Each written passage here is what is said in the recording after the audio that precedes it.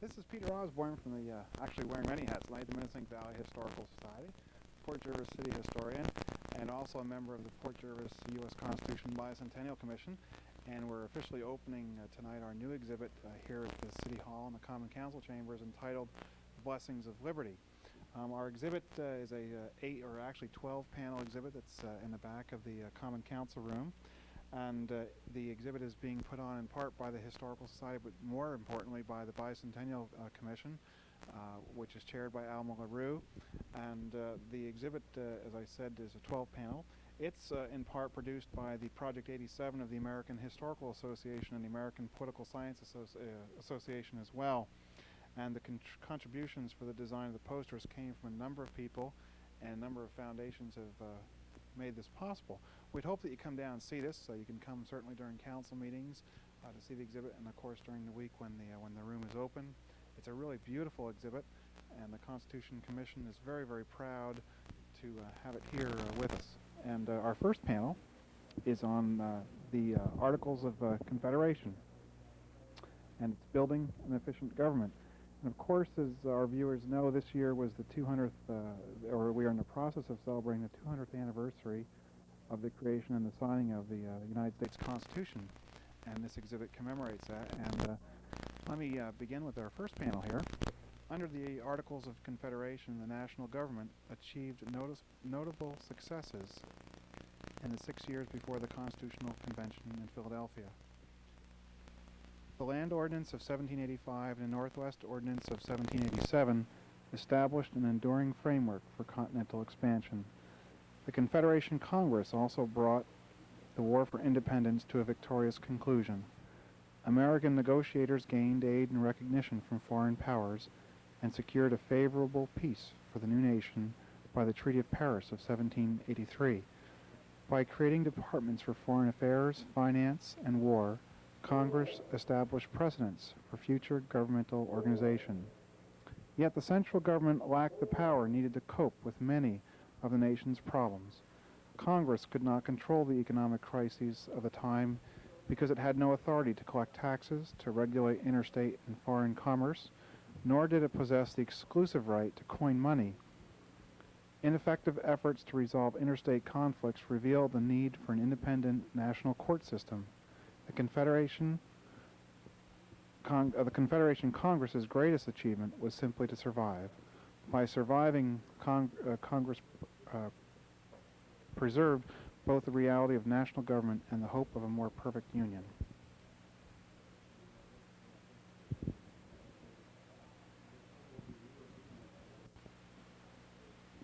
Okay, our next panel is entitled A Less Perfect Union, 1781 to 1788.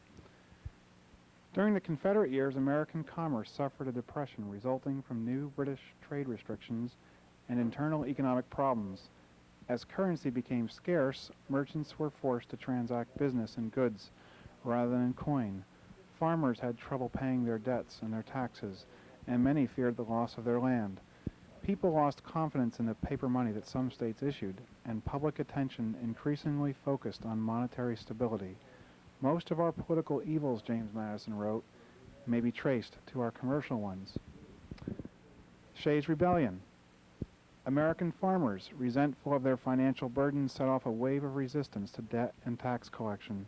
In 1786, when the Massachusetts legislature refused farmers' requests for relief, insurgents led by Daniel Shay broke up the courts at Worcester and Northampton and attacked the federal government's Springfield arsenal.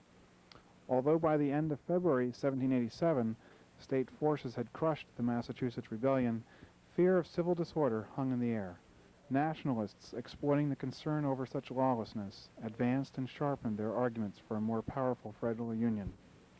And then in foreign affairs, the Confederation government was unable to deal effectively with foreign nations.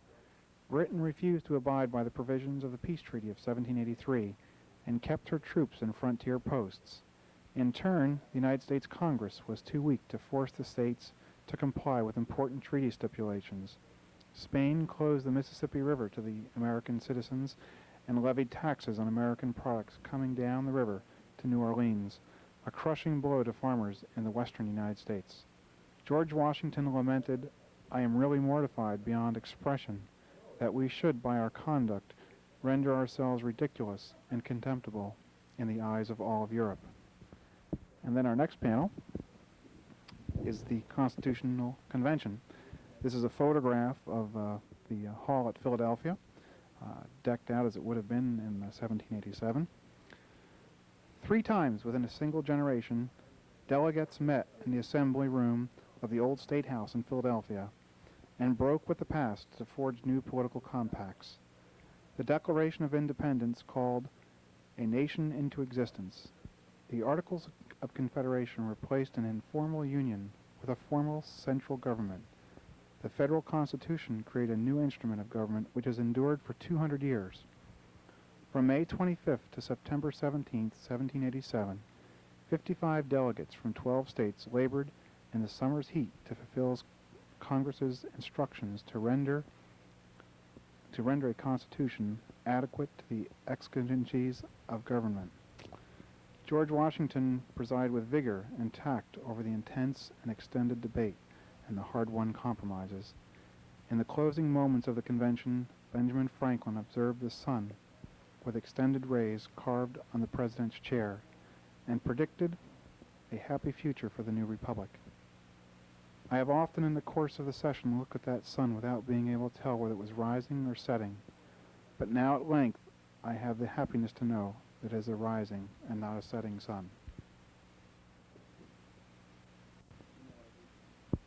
Okay, our next panel is entitled The Founder's Achievement. The great objects which presented themselves were, number 1, to unite a proper energy in the executive and a proper stability in the legislative departments with the essential characters of Republican government. Number 2 was to draw a line of demarcation which would give to the general government every power requisite for general purposes and leave to the states every power which might be most beneficially administered by them. And number 3, to provide for the different interests of different parts of the Union. And then finally, to adjust to the clashing pretensions of the large and small states.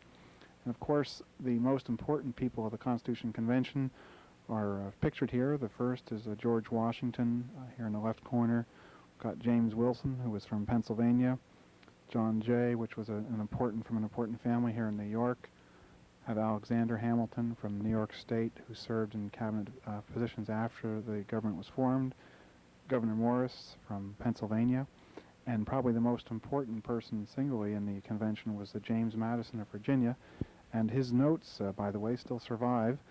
James Madison kept very accurate notes of what went on during the course of the discussions and who had said what and what they represented. Then our next panel is entitled The Anti-Federalist Argument. A few years ago, we fought for liberty. We framed the general government on free principles. We placed the state legislatures, in whom the people have a full and fair representation, between Congress and the people. We were then, it is true, too cautious and too much restricted in the powers of the general government. But now it is proposed to go into the contrary and a more dangerous extreme, to remove all barriers, to give the new government free access to our pockets and ample command of our persons, and that without providing for a genuine and fair representation of the people. And then George Washington said at the Constitutional Convention, "Upon the whole, I doubt whether the opposition to the Constitution will not ultimately be productive of more good than evil. It has called forth in its defense abilities which would not perhaps have been otherwise exerted, that have thrown new light upon the science of government. They have given the rights of man a full and fair discussion, and explained them in so clear and forcible a manner as cannot fail to make a lasting impression." Our next panel is on the ratification of the Constitution. It's interesting to note that it was not a unanimous vote, nor was it one that happened very quickly, and nor was it one that everyone thought would pass very easily, as we all kind of expect nowadays. The Constitutional Convention completed its work in Philadelphia on September 17, 1787, and submitted the proposed new Constitution to the Confederation Congress, then meeting in New York. 2 weeks later, without taking a stand for or against, Congress transmitted the document to the states for their approval. To give the new government a sound popular base, the The Constitution called for the voting to occur in specially elected ratifying conventions. The assent of 9 state conventions was required. At first, ratification moved ahead smoothly. Delaware's convention began by ratifying unanimously on December 7, 1787, and by early January, 5 state conventions had voted in favor, 3 unanimously. The early votes, however, did not represent the feelings of the country as a whole. In all of the subsequent state conventions, ratification was hotly contested. Many people had misgivings about strengthening the federal government, and strong resentment emerged to add a Bill of Rights expressly limiting national power. Ultimately, the supporters won out. On June 21, 1788, New Hampshire became the 9th state to ratify. Virginia and New York soon followed. The 2 remaining states, North Carolina and Rhode Island, delayed for over a year. Going ahead without them, the old Congress called for elections of a president and a new Congress, which met for the first time on March 4, 1789. And as you look at the tally here of all the states that voted, you can see Delaware again, as it mentioned there, it was unanimous, New Jersey unanimous, Georgia unanimous, and a state like Massachusetts, which had many more delegates than, say, New York or New Jersey for that matter, the issue was much more hotly contested, and you can see the narrow vote there. And as we go farther down the list, you can see Virginia was a close vote. And for our own state of New York, it was a 30-27 vote. Very, very close. In fact, the representative from Orange County voted against the ratification of the Constitution. And you can see that on July 26, 1788, we finally ratified as a state. Of course, North Carolina and then Rhode Island, the last state to ratify, and again on a very close vote. And then on the bottom here, you can see one of the interesting cartoons of the time showing about the 2 states in particular that had not ratified. This cartoon done in August of 1788. You can see Rhode Island here still not even really formed in terms of the column, and in North Carolina everything stood up, but the rest of the columns all in line. Our next panel deals with the Bill of Rights. The framers believed that the rights of the people and of the states would be protected by the Constitution because it limited the national government to specific powers. Thomas Jefferson and others feared that national government would become so strong that it would destroy their liberties, and they therefore called for a Bill of Rights. After 5 state ratifying conventions urged that amendments to the Constitution be proposed immediately, James Madison agreed to draft them. He incorporated the states' suggestions into amendments, modeled after the 1688 English Declaration of Rights and the 1776 Virginia Declaration of Rights that George Mason had authored. The first Congress quickly approved the amendments, and by December 1791, the states had ratified 10 of them, now known as the Bill of Rights. The Bill of Rights, as all of you know from school, include things like no law would be created in respect to the establishment of a national religion, that a well-regulated militia was necessary to the security of a free state, and that the right of people to keep and bear arms in issues still very hotly debated shall not be infringed. That's Article number 2. Article number 3, an answer to the British quartering of troops in private houses during the Revolution, was answered when it said, "No soldier shall in time of peace be quartered in any house without the consent of the owner, nor in time of war, but in a manner to be prescribed by the law." And of course, Article 4, the right of people to be secure in their persons, houses, and papers, and against unreasonable searches and seizures shall not be violated. This Article 2 has come into controversy over recent years in terms of the Miranda rights and the ability of police to be able to search without warrants. Article number 5, no person shall be held to answer for a capital or otherwise infamous crime unless on a presentment of an indictment or a grand jury. And that goes on to outline the proposals for the use of the grand jury. Article 6, that all criminal prosecutions, the accused shall enjoy the right to a speedy and public trial, an issue today that's still not. That's very much in public debate, and the fact that an impartial jury of the state or the district where the crime shall have been committed is appointed. And Article number 7, in suits of common law where the value in controversy shall exceed $20, the right of a trial by jury shall be preserved, and no fact tried by a jury shall otherwise be re-examined in any court of the United States than according to the rules of common law. Article number 8, requiring that excessive bail not be required. and that excessive fines could not be imposed and cruel and unusual punishments not inflicted. This article still remains with us and still creates controversy with the death penalty today. Article number 9, the enumeration of in the Constitution of certain rights shall not be construed to deny or disparage others retained by the people. Article number 10, the power not delegated to the United States by the Constitution, nor prohibited by it to the states, are reserved to the states respectively, or to the people. And the Bill of Rights are now on display in Washington, D.C. in a special bomb-proof case that you can see when you're down at the National Museums.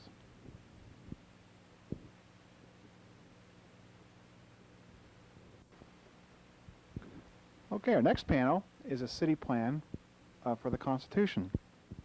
The city of Washington was created for the national government based upon a plan prepared by an architect.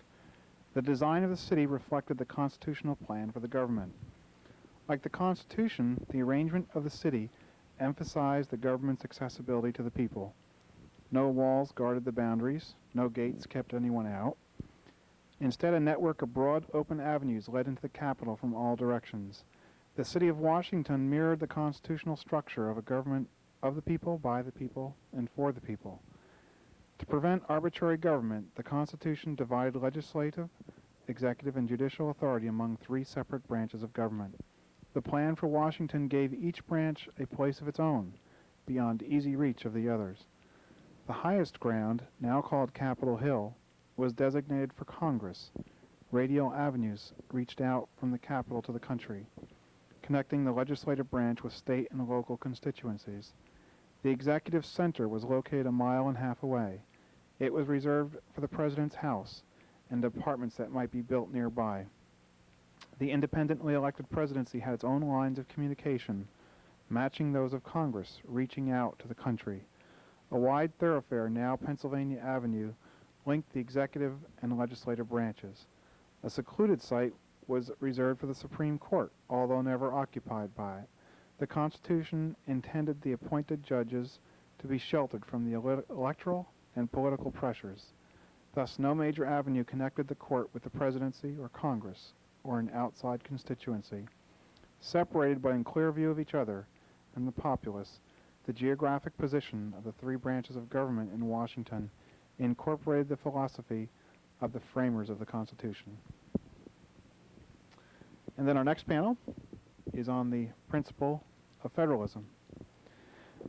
A nation of people or a nation of states. In truth, America is both.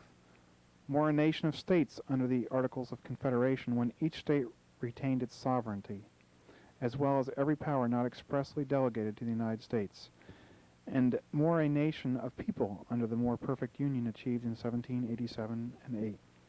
According to the preamble, it was we the people of the United States, and presumably we as one people who ordained and established the new Constitution. Yet according to the provision in Article 7, it was we the same people, but now divided into and acting as states who ratified it, and by so doing set it in motion.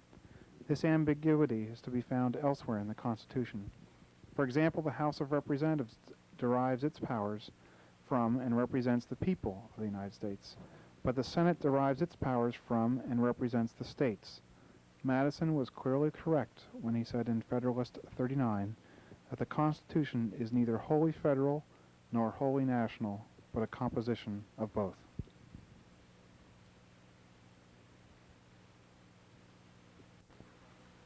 Our next panel is on the Supreme Court and the supreme law of the land. The Constitution states in Article 6 that this Constitution and the laws of the United States, which shall be made in pursuance thereof, and all treaties shall be the supreme law of the land, and the judges in every state shall be bound thereby. With these words, the founders decreed the supremacy of the Constitution over the state constitutions, state laws, and state court decisions. Nowhere, however, did the Constitution say who or what institution would prevail should differences of opinions arise about the constitutionality of federal laws or executive actions. In other words, who had the final responsibility to determine what was in harmony with the Constitution? John Marshall, the 4th Chief Justice of the United States, declared that the Supreme Court had the ultimate authority to determine whether laws were constitutional or not. In Marbury v. Madison, a case decided by the Supreme Court in 1803, he wrote, "It is emphatically the province and the duty of the judicial branch to say what the law is. If two laws conflict with each other, the courts must decide on the operation of each. So if a law be in opposition to the Constitution, the Constitution, and not such ordinary act, must govern the case to which they both apply." Marshall's assertion, although controversial at the time, has long been accepted as the fundamental principle of American constitutional law. By asserting this doctrine, Marshall made it possible for the third branch of government to be not only separate but independently powerful, as were the executive and legislative branches of government. The Supreme Court became and remains today the final arbiter of the meaning of the Constitution. And then our final panel, to ourselves and our posterity. The Constitution established the basic structure for a new government. With the addition of the Bill of Rights, the Constitution promised the greatest protection for the individual rights ever guaranteed by a government until that time. The Constitution also provided the means for the nation's growth, just as the Constitution made it possible for the nation to expand across the continent and beyond, and it also made it possible for more and more people to participate fully in government. New groups have usually had to struggle for their rights, but through their inclusion in our political system has been enlarged and enriched. This vital process of change and accommodation continues as the United States enters its third century as a nation.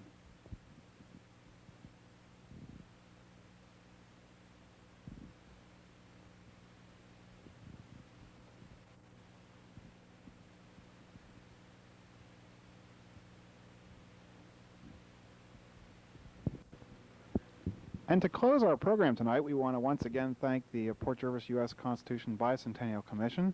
They've provided the funding for this program, and you can see from our listing here, Alma LaRue from Port Jervis is our chairman, Clarence Edwards is our vice chairman, Irene Hoppy, the treasurer, myself, the secretary, Janice Brown, ex officio from the Port Jervis Common Council, Clarence Bud Kozlik, Ted DeMond, and Mary Lou Laley, all the people that have helped to put this program together, and the program's over the last 2 years or a year and a half to commemorate the signing of our Constitution and the government and the document that makes our nation work. Then our next panel over are the donors who have made the activities possible over this last year and a half.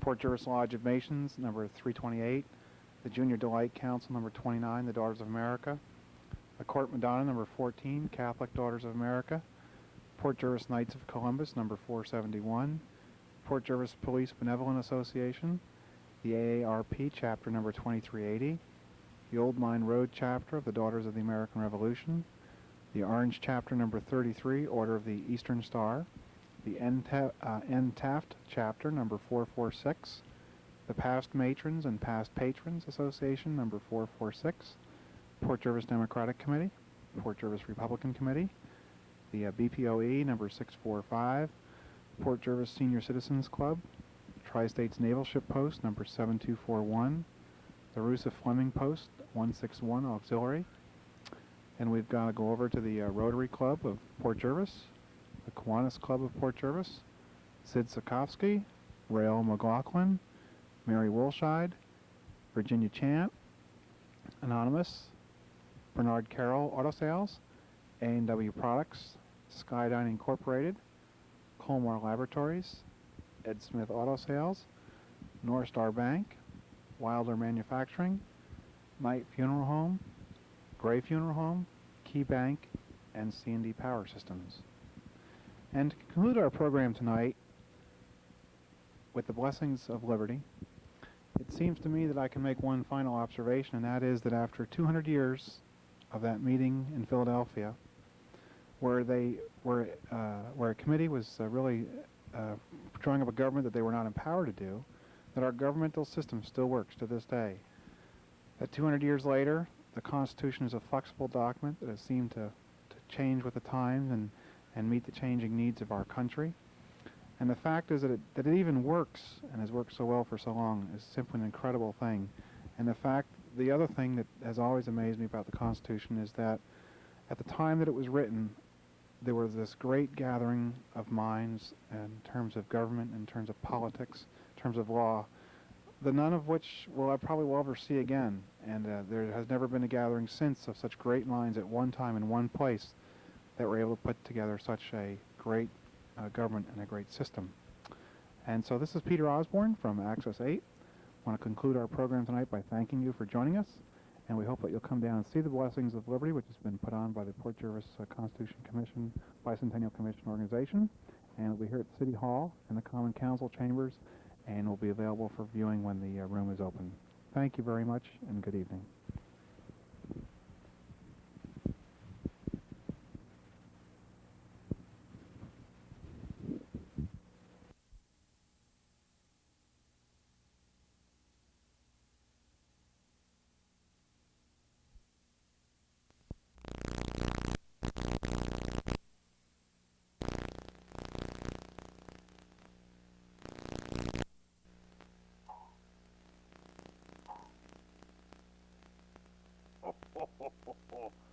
Let's see now. Dear Gilly. That sounds good already. I'm writing to you and Woody this year because I need a vacation. Now that sounds good. Yes, I just can't do Christmas this year. What's the matter?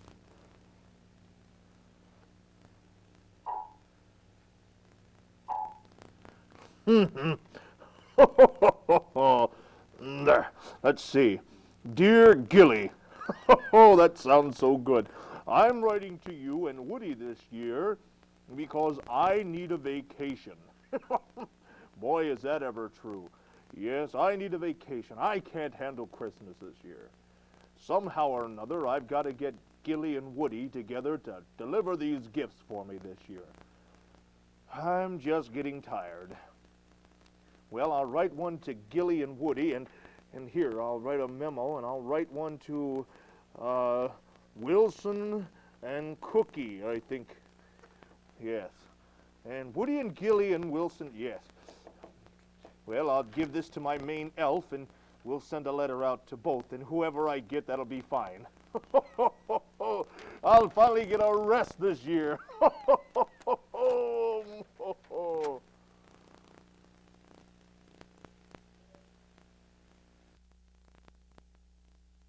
me finish writing this.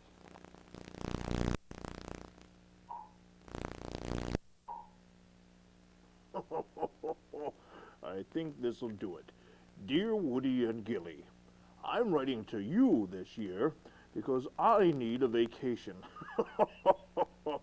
Yes, if I could get Woody and Gilly to deliver the gifts this year, I might get that well-deserved vacation that Mama said I needed. But what if they say no? Well, maybe I can get Wilson, I'll write this down, and Cookie to do it, and whoever can do it, that'll be fine in case the other one won't. Well, this ought to do it. I'll give this to my main elf. He'll write up the letters, and we'll see what happens for Christmas Eve. I'm finally going to get that well-deserved vacation this year.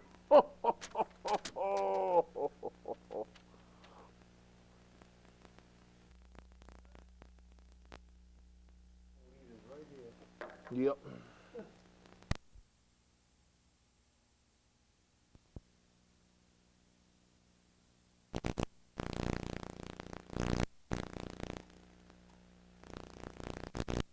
Boy, did you see all the stuff we got to do for I know, December? we have all these movies And to it's plan. almost over already. We have all these movies for the next I few know. months we got to approve. We got mail. I mean, I got to go through this. I got to make Yes, sure right. that there's a letter for Brody. Brody. There's Rich Wilson, Gee. Wilson, Liz. There's one for, I can't make out that name.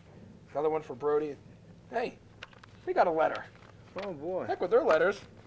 You're the mailman. Open it. Look at that. Where's it? Santa Claus. Nah, North it Pole. couldn't be. Someone's playing a joke on us. Another joke. Maybe not. I don't know. So much to do, no time to do it. Wow, look at this. I'm writing to you and Woody this year because I need a vacation. Santa Claus. And it's got P.S. Wilson and Cookie. Wow. I wonder what Obviously, Santa's wonder off his why. rocker because he's mentioned their name in there.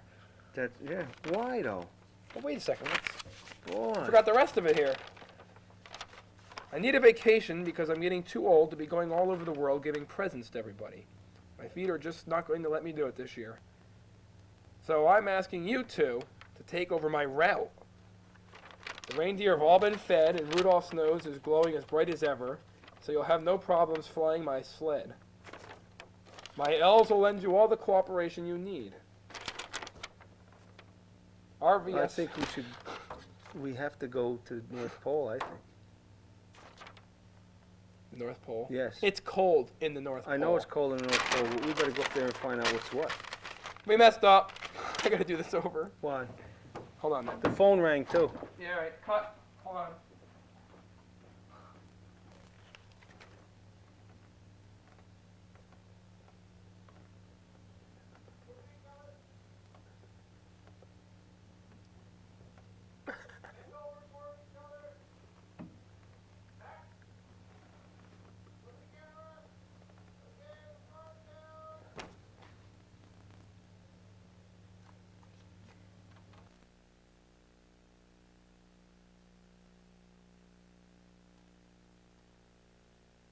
Boy, did you see all the stuff that we got to do for December?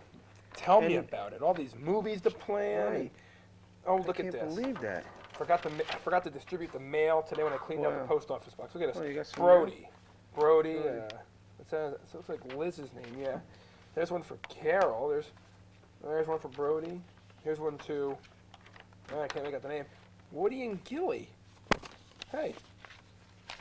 Woody and Gilly. From Santa Claus? You're kidding. That's what it says. Dear Gilly, I am writing this to you because I need a vacation. Santa. I'm just getting too old to continue Christmas, so I need you and Woody to make my route this year. My elves have been instructed to give you two their cooperation. Good luck, Santa Claus. Needs a vacation. Needs a vacation. Getting too old. Do you know what this Take means? his route.